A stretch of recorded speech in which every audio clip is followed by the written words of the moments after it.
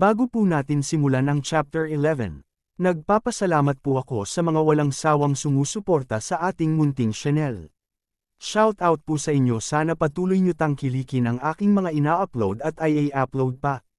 Maraming salamat po. Nagsisimula ang ating kwento nang makabalik na sa demonic realm ang ating bida na si Aerith. Na sinalubong siya ng The Monk King at binati ito sa kanyang pagbabalik. At sinabing napakaganda ng kanyang ginawa.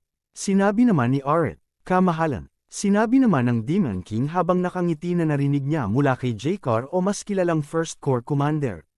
Na gumawa siya ng napakaganda sa pagkakataon nato. Hindi mo talaga ako binaygo. Wika ng Demon King at kinamusta niya ang pagkikita niya ng bagong hero. Sinabi naman ni Aerith sa Demon King na meron siyang kailangan malaman patungkol sa bagong hero. Na ikinagulat naman ng Demon King at naisip niya na kung pagmamasdan si Aerith tila ay napakahinahon na neto pagkatapos ng pakikipaglaban. At niyaya niya si Aerith sa loob ng kastilyo upang doon sila makapag-usap. At ang Second Corps Commander ay nakakuha ng bagong impormasyon patungkol sa bagong hero. Na pinagtaka naman ni Aerith. At nag-i-imagine na kung ano-ano na namang mga damit ang ipapasukat neto sa kanya. At tila mababalik na naman tayo sa mga nakakalokong mga eksena sa kwento. Sinabi ng Demon King kay Aerith na base sa kanyang ekspresyon, ay hindi niya gaano gusto ang Second Corps Commander. Subalit siya ay napaka-busy ngayon dahil sa mga pangungulekta niya ng mga impormasyon patungkol sa bagong hero. Sinabi pa niya na hindi muna makakalabas sa kanyang kwarto ang Second Corps Commander dahil sa dami niyang dapat tapusin na gawain. Magbihis ka na at pumunta sa office. Wika ng Demon King. Sa office inilapag ng Demon King ang napakakapal na mga papel. At sinabihan si Aerith na yan muna ang tignan neto. Meron kaaki-akit na impormasyon na nakasulat doon.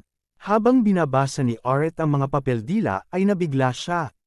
Na nagtataka. Ito ay wika ni Aerith nang may biglang tumawag sa kanyang pangalan. At tila nahimasmasa na si Aerith.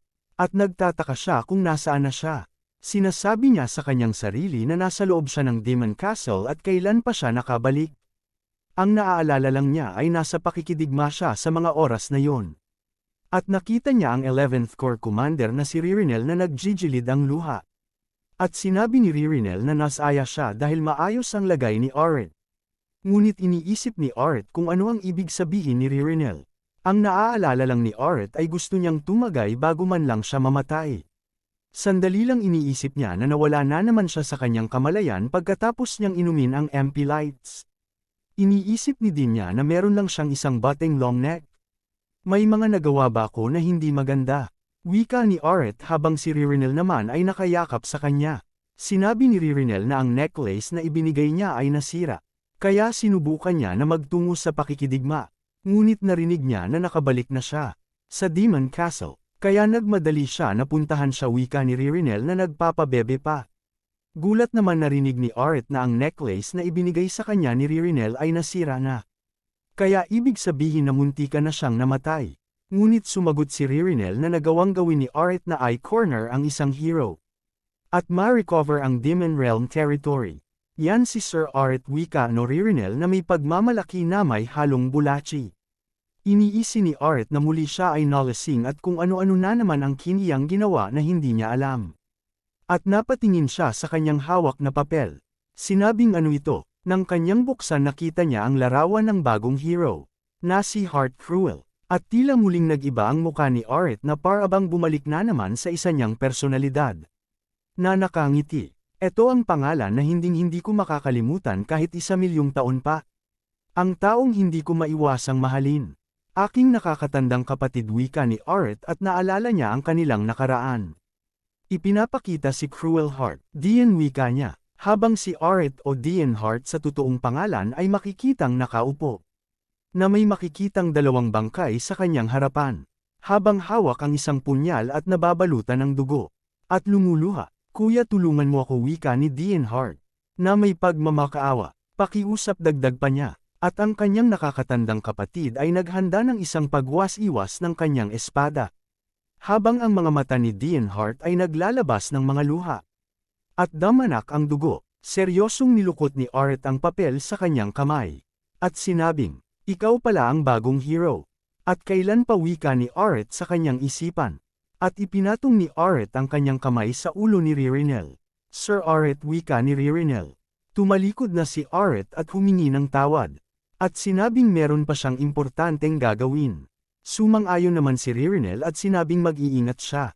Sinabi naman ng kasama ni Ririnel na kulay violet ang buhok na ang Zero Corps Commander. Ay totoong nakakatakot. Miss Ririnel, okay ka lang ba, wika niya? Sinabi ni Ririnel na si Aret ay galit. At biglang nag-blush at umaliwalas ang kanyang muka at sinabing napaka-hot niya. Sumang-ayon naman ang lalaki at sinabing itigil na nila kaagad ang kanilang trabaho ngayon. Sa kwarto ni Aret, patuloy niyang binabasa ang nakasulat sa papel at patuloy niyang pinagmumumura sa sobrang galit ang Emperor.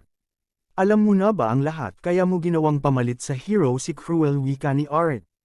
Napahawak siya sa kanyang ulo at inisip na kailangan niyang bumalik na sa imperyo ng human world. Mas malino kung naaalala ngayon na nakita ko na ang Pergamino. At dumating na ang Demon King. At sinabing oras na para maglakbay pabalik sa imperyo. Sumang-ayon naman si Aret sa Demon King at sinabing, sa kanyang permiso mas makakahanap pa siya ng maraming impormasyon patungkol sa bagong hero. Sumang-ayon naman ang Demon King at sinabing, masyado na silang maghihinala kung masyado na siya matagal bago makabalik sa imperyo. Inilagay ng Demon King ang kanyang kamay sa dibdib ni Aret, at nagsigawa ng isang mahika, na isang seal, isang trakang magic at insurance.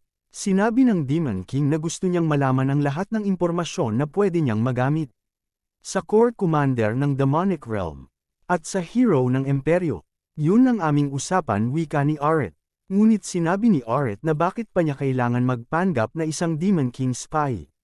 Lagi na lang ako nawawalang ng memorya kapag lalo akong na-stress. Kapag nawawala ang aking memoryo pagkatapos noon ay napakatindi ng nararamdaman ko na stress. Hindi ako magkakaroon ng stress kung hindi ko makakalimutan ang aking mga memorya. Papaano ko magagawa yon? Wika ni Aret sa kanyang isip. At tumawag si Ed. Pumasok katugon naman ni Aret kay Ed. Sinabi ni Ed na narinig niya sa Demon King na ang kanyang commander na si Aret ay pupunta ngayong araw na ito sa human world sa imperyo. Akala ko nawawala siya. Sa palagay ko kasama niya ang Demon King. Sa isip naman ni Aret. Sumang-ayon naman si Aret at sinabing oras na para bumalik na ako. At meron akong personal na kailangan malaman. Meron ka bang gustong sabihin sa akin? Tanong ni Aret, ngunit tila hindi matuloy-tuloy ang gusto sabihin ni Ed kay Aret. Sinabi ni Ed na sa totoo lang ang kamahalan. At naalala niya ang mga sandali na ipinatawag sila ng Demon King. Sinabi ng Demon King kay Ed, kung ano sa palagay niya na kung maging isa na siyang isang commander. At nagulat si Ed sa sinabi ng Demon King. Dahil ba ang posisyon ng 9th Commander ay bakante ngayon? Sumang-ayon naman ang Demon King at sinabing tama at dahil ang mga posisyon ng mga commander ay punuan hanggang ngayon. Kinailangan ko na ilagay ka sa posisyon ng pagiging Vice Commander ng Zero Corps. Ngunit ikaw ay lagpas pa sa kwalipikado. Ang iyong husay, bilang Corps Commander, inaalok ko sa iyo ang posisyon na ito, ano sa palagay mo? Wika ng Demon King kay Ed. Napaisip naman si Ed sa alok ng Demon King. Bilang isang Corps Commander, nakalimutan ko na mula nang maglingkod ako kay Sir Aret, ngunit yun ang posisyon na matagal ko nang hinahangad. Ngunit, sinabi ni Ed na kung siya ay magiging isang Corps Commander, ano ang magiging Vice Commander ni Sir Aret? Sumagot naman ang Demon King at sinabing magre-recruit sila ng bago na susunod sa kanyang pagiging Vice Commander. Hindi kita pinipilit, gusto ko na bigyan ka ng sapat na oras upang pag-isipan ito. Ngunit kung tatagihan mo na agad ito, mapupunta lang ito sa isang bastardo. Okay lang ba sa'yo na ang isang mas mahina sa'yo na junior ay magiging mas mataas pa ang posisyon sa'yo? Wika ng Demon King kay Ed. Sumagot naman si Ed ng gaya ng kanyang inaasahan. Ed, may sinabi ba sa'yo ang Demon King, wika ni Aret? Iniisip ni Aret na nanlalamig na ba si Ed sapagkat nag-iinom siya. At natulala na lang si Ed. At umiling at sinabing wala. Inisip ni Ed na mas maganda kung hindi na niya ito sasabihin sa kanyang Sir Aret. Sinabi ni Ed na kung aalis na siya ngayon ay ipapaalam na niya ito sa Chef. Upang makapaghanda na ito ng mga makakain ng kanyang Sir Aret sa paglalakbay papunta sa human realm. Nagpasalamat naman si Aret. At tila lutang pa at iniisip na, sa palagay niya na may gustong sabihin sa kanya si Ed. At pumasok na ang isang gwardya at sinabing Sir Aret ang kanya sasakyan ay nakahanda na.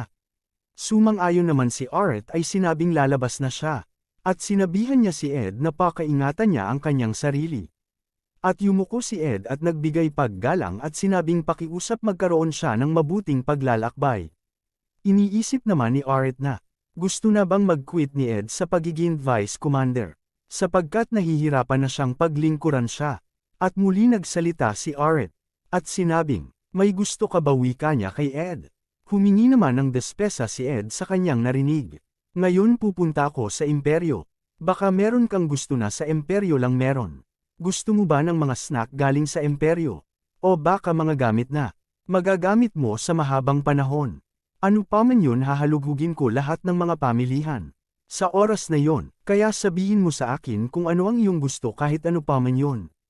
Wika ni Aret. Bigla naman natawa si Ed at bakas sa kanyang muka ang saya. Na nararamdaman niya. Iniisip ni Ed na wala ng ibang superior sa demonic realm. Ang nag-aalala sa kanilang mga junior. Kundi ang kanya lamang Sir Aret. Sinabi ni Ed na, hindi ko kailangan ng kahit ano sa partikular. Ganun ba wika ni Aret? At inisip na lang niya na. Pagkatapos ay pipili na lang ako ng ilang angkop na bagay sa aking sarili.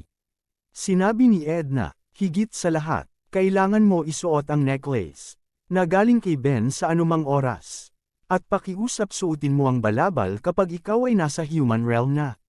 Wika ni Ed. Sumang-ayon na lang si Aret sa mga paalala ni Ed sa kanya. At walang superior na nangangailangan din ng labis na tulong. At nagpaalam na si Aret at sumigaw naman si Ed. At sinabing maghihintay siya sa kanya. Pero ang totoo kailangan ako ni Sir Aret. Na hindi ko ikinagagalit. Sa palagay ko, ito ang pagpapakita ko ng lubos na respeto. At pinapakita ang naging sagot niya sa alok ng Demon King na pagiging isang commander. Na sinabi niyang tinatangihan niya ang pagiging commander at gusto niyang manatili bilang isang vice commander ni Sir Aret. Ay wow, Ed nakaka-touch ka naman.